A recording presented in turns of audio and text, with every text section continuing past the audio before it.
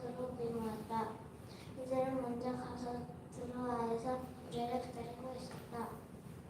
우리는 목요일 일찍이 배를 타고 빌립보에 떠나 닷새만에 드로아에 이르러 그들에게로 가서 거기서 1일 동안 지냈다. 이것은 우리 주님의 말씀입니다. 하나님께서 이 말씀을 통해서 우리들에게 알려주시길 원합니다.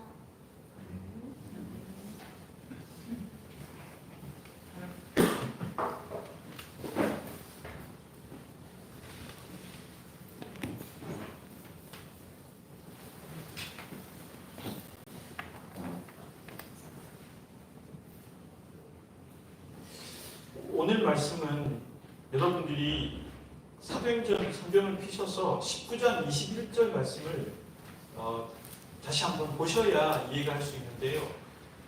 오늘 말씀은 사도행전 19장 21절에 계획했던, 그러니까 에베소의 사역 이후에 어떻게 할 것이다. 그게 이제 로마로 가고 싶어 했잖아요. 그게 이루어지는 과정을 설명한 겁니다. 그래서 이게 시간 순으로 기록되어 있다고 하면 똑같다고 뭘 또 오냐 이럴 수 있는데 그런 게 아니고 19장 21절에 계획했던 에베소에서의 사역의 그 뒷이야기를 이제 기록을 한 거죠. 그러니까 사도 바울이 계획했던 것들이 이루어지게 되는 이제 현실인 거죠. 이거는 21절 말씀과의 혼동을 제가 피하기 위해서 말씀드렸는데요. 지도를 보시면 바울은 이 3차 전도 여행을 출발했던 길이 있잖아요. 우리가 쭉 살펴보고 있었잖아요. 그렇죠? 근데 기가 막히게 돌아갈 때도 오늘 이제 부분적으로 나오지만 계속 나오겠지만 예루살렘으로 돌아가거든요. 예루살렘까지 가는 길을 그대로 갑니다. 그렇죠? 여러분 떠나는 여행과 돌아오는 여행이 겹치죠. 근데 오늘 1절부터 6절까지의 말씀을 잘 읽어보면 본래 계획은 이게 아니었어요. 그걸 이제 우리가 살펴보고 바울은 왜 다시 사실 이 육로로 갔다가 배를 타는 이 길은요 시간이 굉장히 많이 걸리거든요. 그래서 바울은 로마로 가고자 하는 마음이 컸기 때문에 다른 계획을 갖고 있었지만 또 어쩔 수 없이 이 육로를 통해서 그대로 돌아가는 경로를 거치거든요. 여러분들 요거를 좀 기억해 두고 계시면 될 것 같고요. 오늘은 1절부터 6절에 집중해서 이야기를 들어보면 좋겠는데요. 바울이 에베소에서의 3년 동안의 사역이 끝났잖아요. 근데 3년의 마지막 그 8개월, 9개월의 시간에 핵심적인 사건으로 누가 기록한 건 뭐였습니까? 아르테미스 여신의 신상 문제로 소요가 일어났고 2만 5천 명의 사람들이 극장에 모여서 소요를 일으킨 사건, 그거였잖아요. 근데 하나님이 놀랍게도 로마의 법 체계를 통해서 당시 그리스도인들을 보호하시는 사건, 그게 끝났단 말이에요. 소요가 끝났다는 말은. 소요가 그치고 사람들이 흩어지고 나니까 바울은 이게 이제 소요가 끝나고 났을 때 움직이기 시작한 거예요. 이게 좀 아이러니할 수 있는 게 어떻게 보면 소요가 끝나면 바울이 조금 남아서 더 말씀 전하면 좋을 것 같은데 위험이 사라지고 나니까 바로 떠났다는 얘기죠. 바로 떠나가지고 어디로 갔냐면 마케도냐로 갔습니다. 여러분 마케도냐는 2차 선교 여행에서도 주로 나왔던 곳이잖아요. 데살로니가, 베레아, 빌립보 이런 데가 마케도냐 지역이거든요. 그걸로 다시 유럽으로 갔다는 거예요. 이제 배를 타고 저쪽으로 가서 건너가서 그쪽 지역에서 또 둘러본 거죠. 근데 바울은 이런 생각을 했던 것 같아요. 자기가 새로운 지역에 가서 선교하는 것보다 본인이 복음을 전해놓은 곳에 가서 본인을 알고 있는 사람들과 함께 다시 복음을 강론하는 게 더 효과적이라고 본 것 같아요. 그 사람들이 나중에 믿지 못하는 사람들에게, 안 된 사람들에게 복음을 전하는 게 더 낫다고 판단했으니까 그 지역을 다시 가는 거죠. 그래서 믿는 사람들을 만나서 다시 믿음을 더하여 주는 일들을 했다는 거예요. 아마 목사의 일 중에 신방이라는 게 있잖아요. 그게 여기서 나온 것 같아요. 제가 생각할 때는 그 신학적 기원을 찾아보자면 왜 그러면 목사가 자기 성도들을 맨날 만나는 사람들인데 매주 또 개인적으로 만나고 커피도 마시고 또 이야기도 나눌까? 그게 바로 이런 차원인 것 같아요. 믿음이 언제나 똑같은 상태는 아니기 때문에 그런 것 같습니다. 바울이 마케도니아를 거쳐가지고 성경 기록할 때 쉽게 좀 쓰면 될 텐데 또 헬라라고 썼어요. 헬라라고. 그 다음 지역이 헬라라고 쓰니까 어려워요. 뭐 갑자기 또 헬라가 나오나. 이 헬라는 어디를 말하냐면 여기서는 아가야 지방이죠. 아가야 지방은 어디였습니까? 고린도. 이렇게 그냥 고린도라고 쓰면 좋을 걸 그냥 헬라라고 하니까 또 헷갈리기 시작하는데 이제 여기는 고린도를 말하는 거죠. 이게 헬라 지역, 여기가 헬라 문화로 더 집중되어 있기 때문에 그렇게 표현한 것 같아요. 고린도로 다시 가가지고 고린도에서 3개월을 머무르다고 기록되어 있습니다. 여기서 바울의 행적이 원래 의도는 이게 아니라 지도를 보시면 에베소에서 고린도까지 갔죠. 지금 저기서 어떻게 가려고 했냐면 가이사라 보이시죠? 저기 보면 시리아 안디옥이 보이시죠? 그러니까 바로 배를 타고 안디옥으로 수리아로 가는 거예요. 우리 성경에 수리아라고 했는데 수리아로 바로 갔다가 예루살렘으로 갈 수 있잖아요. 그렇죠? 육로로. 그러면 저쪽 에베소를 돌아가지고 가는 길보다 훨씬 빠르잖아요. 바울의 원래 의도는 저기서 그냥 배 타고 수리아 안디옥 본인의 선교 거점으로 갔다가 예루살렘으로 그냥 직행하는 거였어요. 이게 본인의 계획이었다는 거예요. 그런데 이렇게 하려고 하다 보니까 어려움이 생겼는데 정보를 입수하게 됩니다. 유대인들이 바울이 배를 탈 거라는 정보를 이미 입수했고 바울이 배를 탈 때 함께 탔다가 바울을 죽이고자 하는 그 살인을 저지를 계획을 알게 돼요. 그래서 바울이 이 배를 타는 것이 굉장히 위험하기 때문에 어쩔 수 없이 배를 타는 걸 포기했다는 것이죠. 그래서 바울은 거기에서 고린도에서 3개월을 더 머무르게 됩니다. 머무른 뒤에 그는 어쩔 수 없이 다시 또 마게도니아로 가서 육로로 가서 가는 길로 선택을 하게 돼요. 왔던 길로 되돌아갈 수밖에 없어서 그는 마게도니아 지역으로 또다시 가게 됩니다. 그리고 빌립보에 머무르게 돼요. 빌립보라고 하는 지역, 빌립보 감옥이 생각나는 그곳, 그렇죠? 그 빌립보 지역에서 이제 머무르게 되는데 거기서 어떤 일이 있었냐면 7명의 동력자들이 나옵니다. 그러니까 우리가 이름을 이제 읽어주셨는데 이 7명의 동력자들은 어떤 사람들인가 하면 각 지역에서 돈을 모금했습니다. 헌금을. 왜 헌금을 모금했냐면 바울의 다음 여정이 어딥니까? 목적지가 예루살렘이잖아요.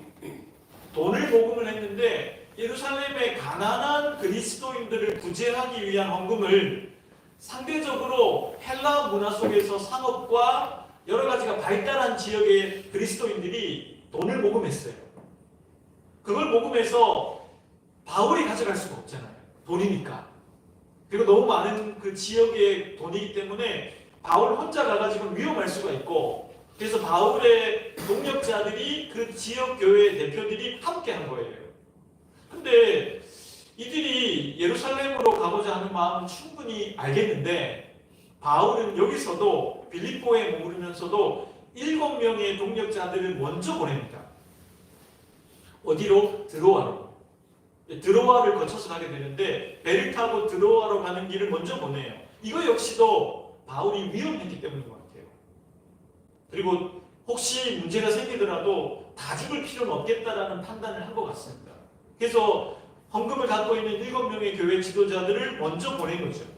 바울은 고스란히 남아가지고 시간을 보냈는데 거기서 누구를 만나냐면 우리라고 번역되어 있죠. 보면 5절, 6절 보면 우리라는 말이 나와요. 여러분 아시겠지만 우리 할 때 우리는 누구였습니까?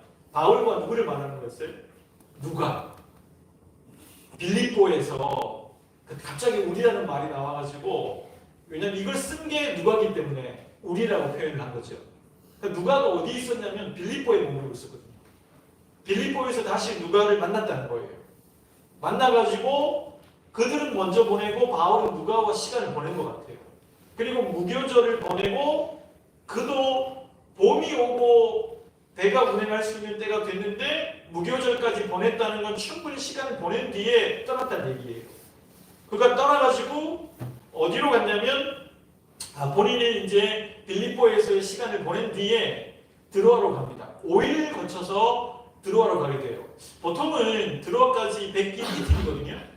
근데 바울에 가는 길에 이 풍랑이 치고 역풍이 있었던 것 같아요. 5일 걸렸고 드로아에 도착한 바울이 이제 예루살렘으로 갈 준비를 해요. 일주일 동안 머무르면서.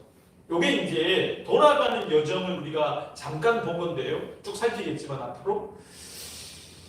그러면 오늘은 우리가 초점을 좀 두어 보아야 할 텐데, 여러분 바울을 한번 생각해 보자고요. 바울이 고린도에 이르렀을 때를 한번 다시 가볼 텐데, 여러분들이 만약에 에베소에 있을 때 소요가 그쳤어요. 25,000명이 막 폭동을 일으키던 소요가 그치고 이제는 편안해졌어요.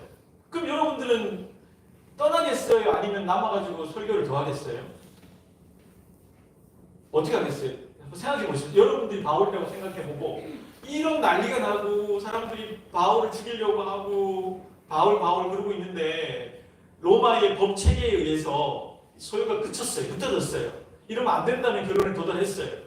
바울은 이게 하나님이 하셨다는 걸 믿음으로 알게 됐어요. 그걸 간절히 믿고 소요가 그쳤는데 여러분 같으면 떠나겠습니까? 에베소에 좀 더 남아가지고 평화를 누리겠습니까? 여러분 어떠실 것 같아요? 대답을 잘 못하시네요. 솔직히 저는요 남았을 것 같아요.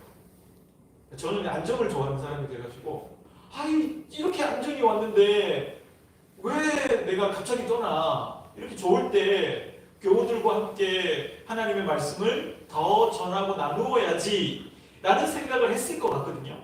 근데 바울은 소요가 그쳤기 때문에 떠났다는 거예요. 누가가 볼 때는. 무슨 말이에요? 바울은 이 소요를 그치게 한 것이 누구 때문임을 잊지 않고 있는 거예요. 하나님이 당신의 방식으로 활동하셔서 나를 보호하고 있구나라는 것을 믿음으로 깨닫는 거예요.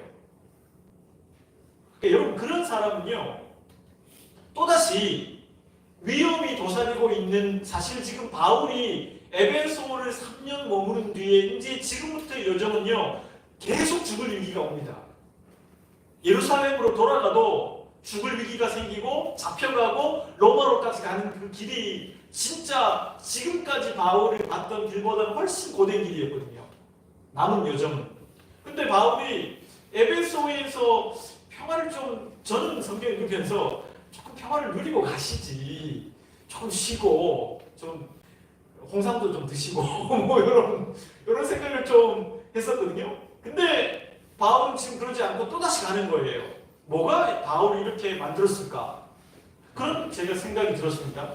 생각해보니까 바울은 이걸 깨달은 거예요. 뭘 깨달았냐? 하나님이 하다 하나님의 방식으로 우리를 인도하시는데 세상에 로마의 선진화된 법 체계로 우리를 보호하시네. 그걸 깨달은 거 아니에요. 사실은 초기에 그리스도인들이 상상하기 힘든 방법이었어요. 로마의 법 체계는 우리를 올가미가 될 수도 있겠다 생각했을 텐데 도리어 로마의 법 체계가 공정하게 적용됨으로 초기에 그리스도인들을 보호하는 장치가 되어버린 거예요. 그럼 거기서 바울은 무슨 생각을 했을까요? 따라해 보겠습니다. 하나님은 하나님의 방식으로 활동하신다. 여러분 이거 굉장히 중요해요. 하나님이 하나님의 방식을 갖고 계시고 하나님의 방식으로 활동하고 계시다는 걸 우리는 알고 있어야 돼요. 이게 중요한 건 내 방식과는 다를 수 있다는 거죠. 그게 굉장히 중요해요. 초기의 그리스도인들은 설마 로마의 법체계가 우리에게 유리하게 작용될 수 있을까 생각했겠지만 아니에요. 로마는 그 선진화된 법체계를 공정하고 정정당당하게 적용시킴으로 정의롭게 그들을 보호하는 장치가 됐잖아요. 결국 하나님이 우리가 알 수 없는 방식으로 활동하고 계시다는 것을 바울은 깨닫는 것이죠. 그래서 나아갈 수 있었다는 거예요. 그런데 하나님의 방식과 반대되는 쪽이 있습니다. 뭘까요? 하나님의 방식이 반대되는 건 뭐예요? 인위적인 거죠. 하나님의 방식에 반대에 서 있는 건, 대척점에 있는 건 인위적인 거예요. 이 인위적인 게 항상 문제를 일으키는데, 우리가 지금 사무엘상을 보고 있습니다만은 이스라엘 백성들이 왕을 요구하잖아요. 근데 사무엘과 하나님이 만류해요. 이스라엘 백성들을. 왕을 세우면 안 된다는 거예요. 왜 그렇죠? 왜 세우면 안 되죠? 그게 중요한데, 여러분 지금까지 구약의 역사를 쭉 훑어보면 하나님이 당신의 방식으로 이스라엘 백성들을 다스리는 것이었잖아요. 예를 들면 아브라함을 선택해가지고 아브라함, 이삭, 야곱, 요셉 요렇게 해서 12지파를 만들고 하늘의 별과 같이 많은 이스라엘 백성들을 만드셨던 거, 그거는 뭐예요? 하나님의 방식이잖아요. 사람이 선택한 게 아닙니다. 그들이 원하는 것도 아니에요. 어쩌면 그런 방식은. 하나님이 전적인 하나님의 방식으로 이스라엘 공동체를 형성하게 하셨잖아요. 그게 바로 교회를 상징해요. 그런데 나중에는 어떻게 됐습니까? 그 족장들이 다 죽고 나니까 이제는 족장의 후손들이 아니고 어떤 체계를 만들죠? 걸출한 지도자. 누구예요? 모세. 모세를 이은 여호수아. 두 명의 걸출한, 하나님 앞에 적극적으로 겸손할 수밖에 없는 그 두 사람이 하나님 앞에서, 두 사람 다 선택할 때 보면 정말 작은 사람들이잖아요. 지도자가 될 수 없는 사람들이잖아요. 그런 사람들을 일부러 선택하셔서 그들이 하나님의 뜻과 의지를 드러내도록 하셔서 그들을 통해서 이끄셨잖아요. 그거는 인간이 선택한 방식이 아니잖아요. 전적인 하나님의 방식이에요. 근데 이제 그것도 안 되니까 나중에는 왕이 없는 시대가 왔죠. 어떤 시대였습니까? 사사시대. 그렇지만 그때에도 하나님은 이스라엘 백성들이 못 살겠다 부르짖으면 사사를 보내서 도와주셨잖아요. 그건 누구의 방식이에요? 하나님의 방식이잖아요. 그런데 갑자기 이스라엘 백성들의 눈에 왕이 보입니다. 어디서 보여요? 블레셋에 보니까 왕이 있거든.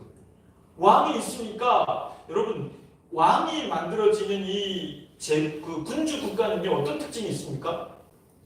왕을 중심으로 확 모이거든요. 여러분, 이스라엘 12지파의 문제점은 뭐였습니까? 중앙 집권이 안 된다는 거예요. 나중에 이 남북이 분열되는 것도 중앙 집권이 안 됐기 때문이겠죠. 그렇죠? 왕이 있으면 힘이 하나로 뭉쳐지잖아요. 그게 힘이거든요. 블레셋 같은 나라들이 이스라엘보다 훨씬 더 힘이 셌어요. 왜냐하면 중앙 집권을 형성했기 때문이죠. 그러니까 어떻게 보면 이스라엘 백성들이 그걸 본 거는 지혜로운 거지만, 그 부분에는 지혜롭지만 하나님의 방식을 인정하지 않는다는 것에서는 지혜롭지 못하죠. 그들은 하나님의 방식이 아니라 블레셋에서 본 왕을 보고 우리도 왕을 달라고 했어요. 이건 하나님의 방식이에요? 인간의 방식이에요? 인간의 방식이죠. 거기서부터 문제가 생긴 거예요. 여러분, 이런 인위적인 방식이 우리 삶에 들어오기 시작하면 어떤 일이 벌어지냐? 저는요, 사무엘상을 읽으면서 이게 아쉬웠어요. 사무엘상이 쓰여질 게 아니고 성경이 사사기 다음에 그냥 이스라엘이 자기들이 왕을 요구하지 않고 기도만 했다면, 하나님 다음은 뭡니까? 사무엘은 그걸 알고 있었기 때문에 마지막 사사로 남아 있었던 거잖아요. 다음 시대가 어떨지 사무엘은 그것이 하나님께로부터 와야 한다는 걸 알고 있기 때문에 기다리고 있었거든요. 근데 이스라엘 백성들이 너무 강곡하게 그 왕 제도를 요청하니까 하나님이 허락해 주신 거잖아요. 저는 거기서 이런 생각이 드는 거예요. 사무엘상과 이 열왕기상의 내용은 필요 없는데, 그렇지 않습니까? 하나님이 허락하신 게 아니잖아요. 하나님이 원하신 건 아니었잖아요. 허용하신 거지. 그렇다면 하나님이 본래 하려고 했던 방식은 뭘까? 여러분, 그 방식이 인간이 인위적으로 왕을 요구함으로 그 방식이 드러나지 못했잖아요. 여기에 문제가 있는 거예요. 여러분, 인간이 하나님의 방식을 보지 않고 기도하지 않고 구하지 않고 인간의 인위적인 모습으로 하나님의 일을 자꾸 만들어가는 건 그런 위험성이 있어요. 제한해 버리는 거죠. 우리가 여름 수련회 때 우리 잘 배웠던 말씀 있잖아요. 실로암 기억나실 거예요. 이 실로암 말씀에서도 그게 잘 나오는데요. 아니 유대교의 지도자들은 무슨 생각합니까? 안식일에 사람을 고치면 안 된다. 안식일에 일을 하면 안 된다. 실상 지들은 안식일에 할례를 줘놓고 이게 앞뒤가 안 맞잖아요. 근데 그들이 예수님께서 날 때부터 앞을 못 보는 사람에게 실로암 못에 가서 눈을 뜨게 했잖아요. 그게 언제였습니까? 안식일이거든요. 그러면 그 사람들이 뭐라고 얘기해요? 이렇게 뒤에서 얘기를 합니다. 아니 그 사람은 안식일 날 고쳤으니까 절대로 하나님께로부터 온 사람이 아니다. 이건 뭐예요? 하나님이 하시는 일을, 하나님의 방식을 인간이 정한 그 제한 속에서 보고 있는 거죠. 아 이거 진짜 바보 같은 거예요. 진짜 바보 같은 거죠. 내가 만든 어떤 그 제한 안에서 하나님을 측정하려고 들고 이건 하나님께로부터 온 게 아니야, 맞아. 이렇게 해버리면 어떻게 될까요? 뒤에 나오지 않습니까? 하나님의 하시는 일을 알 수 없는 거죠. 그 사람들은 진짜 앞을 못 보는 거죠. 그건. 하지만 내가 생각하는 제한을 뚫고 하나님의 방식으로 일하시는 하나님을 보게 된다면 어떻게 될까요? 그건 못 보는 것 같지만 보는 사람이 되는 거죠. 여러분, 인위적인 방식으로 살아가는 것의 첫 번째 문제점은 이와 같이 하나님이 하실 일들을 자꾸 제한해서 우리가 그 일이 우리 삶 속에 이루어지는 것을 우리가 막는 거죠. 그러시면 안 됩니다. 그래서 내일 일 모르는 거 아니에요. 하나님이 어떻게 우리 인도하실지 어떻게 알아요? 안 팔리던 집이 갑자기 팔리겠지. 모르는 거 아니에요? 안 되던 일이 갑자기 되겠지.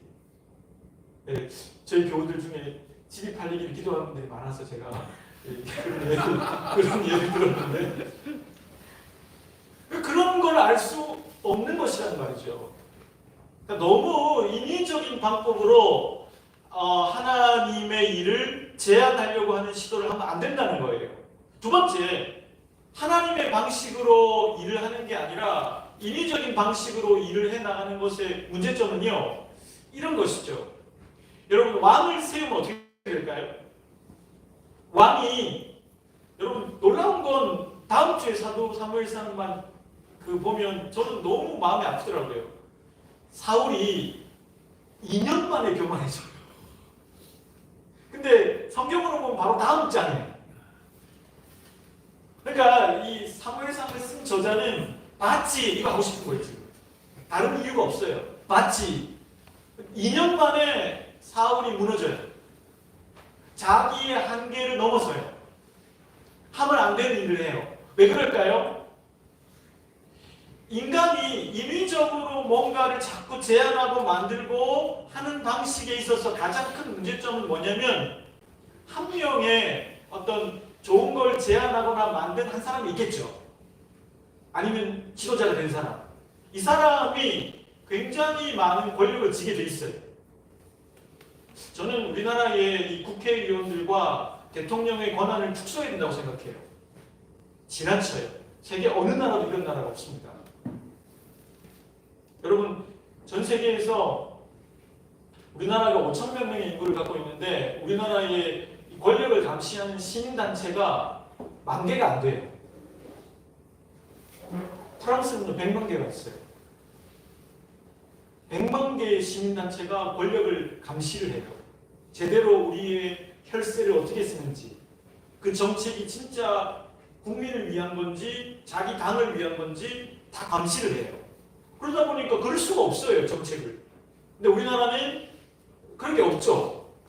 그러니까 여러분, 권력이라는 게 어떤 사람이 인위적인 방법으로 그 권력을 만들어서 그 권력에 차지하게 되면 어떻게 될까요? 그럼 사람 다 똑같은데요. 이렇게 돼요. 한번 따라해 보겠습니다. 옆 사람 좀 보면서 굉장히 재수없는 표정으로 이렇게 한번 따라해 보겠습니다. 내가 잘났지. 요거의 인간이에요, 이게. 이게 사람들이 그 사람을 높여주고요. 그 사람을 권력자로 평가해 주잖아요. 근데 그 사람이 잘났던 못났던 어떻게 되냐면 처음에는 국민이 나를 선택해 주셨다. 우리 같으면 하나님이 나를 위임해 주셨다. 위임 목사가 그런 의미 아니에요. 하나님이 나에게 이 자리를 맡겨주셨다. 그거 아니에요? 근데 제가 볼 때는 이런 얘기 하면 안 되려나. 위임 목사라는 말이 요즘 담임 목사 위에 위임 목사 같거든요. 무슨 말인지 아시겠죠? 그 사장리의 회장 같은 느낌. 그런 느낌으로 위임 목사라는 말을 쓰는 것 같아요. 교회들이. 위임 목사가 아닌 사람이 괜히 좀 이렇게 담임 목사들이 위임 목사 앞에 가면 좀 쫄게 되고. 그게 그 위임자가 아닌데. 여러분, 권력이라는 게 무슨 의미가 있어요? 결국에는 권력에 이르고 인위적으로 누군가를 우상으로 만들면 그 사람은 권력자가 돼요. 그리고 국민이 나에게 힘을 줬다는 생각을 못하게 되고 하나님이 나에게 위임하셨다는 생각이 사라지고 스물스물 뭐가 올라옵니까? 내가 잘났지. 그래, 역시 자기 안에 숨어있던 그 인간적인 그 마음들이 독버섯처럼 퍼지죠. 그럼 어떻게 되는지 아세요? 이 사람은요, 자꾸 권력을 부려요. 그럼 어떻게 될까요? 그러면 백성들이나 교우들이나 이런 사람들은요, 그 사람하고 자꾸 멀어져요. 만날 수가 없게 돼요. 저 멀리 있는 그대가 돼요. 그러니까 어떻게 될까요? 자꾸 밑에 사람들이 그분을 추앙하게 돼요. 왜냐면 대단한 사람이야. 여러분, 제가 제일 불편한 게 어떤 교인들을 만나면 여러분들 이렇게 하지 말라고 드리는 말씀이에요. 그 교인들이 만나서 자기 담임 목사님 얘기할 때 대부분 이래요. 10중 8구. 어떻게 하냐면 우리 담임 목사님은요 진짜 말씀이 너무 좋아요. 우리 담임 목사님은 성자예요, 성자. 그분이 가는 곳곳마다 제가 그걸 들을 때 찬물을 끼얹고 싶어요. 어떻게 끼얹고 싶냐면 죄송한데 그 선생님 목사님도 하루에 3끼 먹고 화장실 가서 응가 보시고 그런 분이라고 이렇게 얘기하고 싶을 때가 있어요. 왜냐면 너무 자기 목사를 추앙하다 못해. 너무 제가 생각해봤거든요. 우리 교인들 나가서 뭐라고 할까? 안 그럴 것 같아요. 진짜 다행이다. 우리 교인들은 나가서 그러지 않을 것 같아. 우리 목사님은 인간에 불과해요. 보통 평범해. 이거 얼마나 좋아요. 우리 목사님은 진짜 평범해. 우리 목사님은 그냥 자유로워. 얼마나 좋아요. 이렇게 얘기해 주세요. 알았죠? 성장이 어쩌니 그러지도 않지만 너무 오글거려. 그 자기 목사님 얘기를 한 번 들으면 그거를 믿지 않는 사람들은 얼마나 불편하겠어요. 그러니까 이게 바로 한국 교회 안에 있는 이 권력의 맛이 인간이 인위적으로 뭔가를 하고 있다는 것의 반증이 아닐까 생각이 들어요. 그러면 안 되죠, 여러분. 한 사람은 자기가 위임받는지도 모르고 권한이 어디서 왔는지를 상실하고 그 사람과 함께하는 사람들은 그 사람에게 너무 의존하고 이게 인위적인 교회의 모습이죠. 여러분, 목사가 없어도 교회는 가요. 그분이 없으면 안 될 것 같지만 그렇지 않습니다. 뭐 그렇게 중요하다고. 즉 하나님의 방식으로 하나님의 일들이 이루어져 가는 것을 바울은 믿음의 눈으로 확인한 거죠. 그럼 어떻게 되겠어요? 그는 자기의 일신의 평안과 안정보다 하나님의 나라가 또 오는 것을 기대하는 마음으로 어쩌면 더 어려울지 모르는 곳으로 또 가는 거죠. 여정을 할 수 있는 거예요. 여러분, 이게 얼마나 자유로워요. 권력에 의존하면 할수록 여러분 자유롭지 못하거든요. 여러분, 교회가 어떤 특정한 목사님이나 특정한 사람에게 권력을 많이 줘보세요. 안 자유로워요. 그 사람에게 자꾸 의존해요. 그 사람이 아니면 안 될 것 같죠. 그렇지 않다는 거예요. 여러분, 바울의 행적을 조금 더 보자고요. 바울이 그렇게 해서 고린도로 갔습니다. 고린도에서 3개월 머물렀잖아요. 배 타고 가려고도 못하고. 거기서 중요한 책 2권을 써요. 퀴즈입니다. 무슨 책을 썼을까요? 고린도에서 책 2권을 썼거든요. 굉장히 중요한 2권을 썼어요. 뭘까요? 고린도? 틀렸어요. 고린도전서 아닙니다. 고린도 후서. 그 다음 또 한 권을 썼는데 이건 굉장히 중요한 거예요. 핵심입니다. 기독교에. 로마서. 그러니까 바울이 언제 가장 중요한 저자 2개를 썼냐? 바로 고린도에서의 3개월의 시간이었다는 거예요. 여러분, 근데 이 시간이 어떤 시간이었냐? 우리가 알 필요가 있어요. 아까 말씀드렸는데 배 타고 가려고 그랬잖아요. 당시가 겨울이었거든요. 시간적으로. 봄이 와야 배가 움직여요. 봄을 기다리고 있었습니다. 근데 봄이 오면 유월절하고 무교절이 있잖아요. 유대인의 절기. 그럼 수많은 유대인들이 예루살렘으로 가는 배를 기다리고 있었어요. 그럼 어떻게 될까요? 바울이 그 배를 타면 유대인들이 계획을 세운 거예요. 바울을 죽일 절호의 찬스다. 배에서 죽이면 어떤 점이 유리하죠? 시신 처리가 쉽죠. 빠뜨려버리면 되니까. 그래서 바울을 그렇게 죽이기로 하는 계획을 세웠던 거예요. 바울이 그것을 어떻게 알았는지는 모르겠어요. 성경에 안 나오니까. 주님이 가르쳐 주셨는지, 누군가에 의해서 밀고가 됐는지, 뭐 그게 어느 쪽이든 간에 바울은 지금 자기를 죽이기 위해서 결단한 사람들 가운데 있는 거잖아요. 죽을 위기에 있고. 근데 그런 가운데 바울은 이렇게 한 거예요. 죽이려고 해? 그럼 나는 육지로 가지 뭐. 그리고 죽이려고 해? 그럼 나는 뭐 죽더라도 로마서를 쓰고 죽어야지. 로마서를 쓴 이유가 뭐겠어요? 죽을지도 모르니까. 은혜가 되지 않았어요? 그러면 여러분들이 고린도 후서랑 로마서 읽을 때 생각이 바뀔걸요? 아, 이럴 때 쓴 거구나. 이런 마음으로 썼구나. 그래서 여러분 어쩌면 바울은 로마서를 통해서 로마인들에게 복음이 어떤 의미인지를 간략하지만 정확하게 그들의 철학 체계에 맞게 논증해 주고 싶었을 거예요. 그래서 로마서가 굉장히 논리적으로 쓰여져 있잖아요. 그런 이유가 있는 것이죠. 그러니까 여러분 어떠세요? 바울의 이 행적을 볼 때 자연스럽지 않으세요? 그냥? 자유롭지 않으세요? 전 너무 자연스러운 것 같아요. 자유롭고 못 가? 그럼 따로 가지 뭐. 못 갈 수도 있겠네? 편지 써야지. 굉장히 자유롭고 굉장히 자연스러워요. 왜요? 인위적으로 뭔가를 시도하려고 하는 바울이 아니라 하나님의 방식으로 나를 이끌어가고 있다는 걸 믿기 때문에 가능한 일 아니겠어요? 다음 행적을 보죠. 빌립보로 갔습니다. 빌립보로 가서 아까 말씀드린 대로 누가를 만나요. 누가는요, 빌립보 감옥에 갇히기 전에 함께 했잖아요. 누가는 남겨뒀습니다. 빌립보에. 남겨진 상황이에요. 2차 선교 여행 때. 3차 때 다시 만난 거죠. 그리고 여러분, 바울은 거기서 또 태어나면 무교절을 보냈어요. 누가가 기록한 이유가 있어요. 무교절이 중요하잖아요.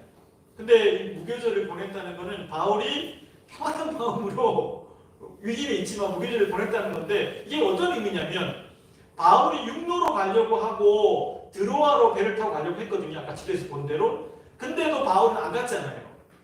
봄이 왔는데. 봄이 가면 예루살렘에서 유월절 맞이할 수 있거든요. 무교절을. 근데 그러지 않았다는 거예요. 7명을 먼저 보내잖아요. 왜 그럴까요? 여러분, 바울은요, 이렇게 생각했던 것 같아요. 예루살렘 교회와 이방의 교회들이 많을 거 아니에요? 이 교회들이 어떤 문제에 도달할 수 있을까요? 분리될 수 있잖아요. 그래서 바울은 더욱더 예루살렘의 가난한 교인들을 위해서 헌금을 하라고 요청했던 것 같아요. 근데 헌금을 막 요청해서 그걸 모았는데 문제가 생긴 거죠. 바울이 그걸 관리할 수 없어요. 오해의 소지도 있고 위험하잖아요. 그래서 지역의 그 대표들에게 다 돈을 갖고 같이 가자고 그랬던 것 같아요. 제가 기억나는 장면이 있어요. 어린 시절에 저희 할아버님의 장례를 치를 때 그때는 장례식장에 금고가 없었어요. 지금은 V하면 금고 딱 있잖아요. 번호 딱 있고. 근데 제가 어릴 때 그 지방에는 새벽 3시까지 하거든요. 밤을 새거든요, 거의 장례를. 근데 이제 새벽 4시쯤 돼가지고 그날 장례는 끝난 것 같은데 아버지하고 막 남자 어른들이 모이시더라고요. 작은 아버지랑 뭐 고모부랑 삼촌이 이런 데 모여가지고 그걸 이제 큰 007 가방 같은 거에 담는 거예요. 갔더니 마치 그 현금 운송하듯이 등치가 좋은 분들이 그걸 들고 가시더라고요. 어디로. 제 기억이 나요. 그 비슷한 거 아니겠어요? 혼자에게 맡기면 위험한 일이 생길 수 있으니까 7명의 형제들을 동원해서 같이 가게 한 거죠. 근데 바울은요, 이들을 먼저 보내고 자기는 남았어요. 무슨 의미일까요? 여전히 바울이 죽을 위기에 있다는 것이죠. 그리고 이런 마음 아니었을까요? 바울이 없으면 죽이지 않을 거다.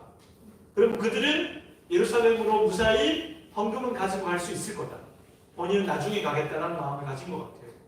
그러니까 여러분, 바울은요, 계속 찾아오는 죽음의 위기 속에서도 동력자랑 제외하고 그 위기 속에서도 매우 자유롭게 무교절을 못 가? 그럼 그들 먼저 보내지 뭐. 나는 기다리지 뭐. 굉장히 심플해요. 여러분, 저는 복잡하고 이런 문제들일수록 교회 문제가 심플해야 된다고 생각해요. 교회가 너무 많은 토론과 너무 많은 고민을 하는 거 볼 때가 있어요. 그건요, 제가 볼 때는 어느 게 우리 교회에 유리할까? 어느 게 우리 목사님에게 유리할까? 그거를 고민하기 때문이 아닐까요?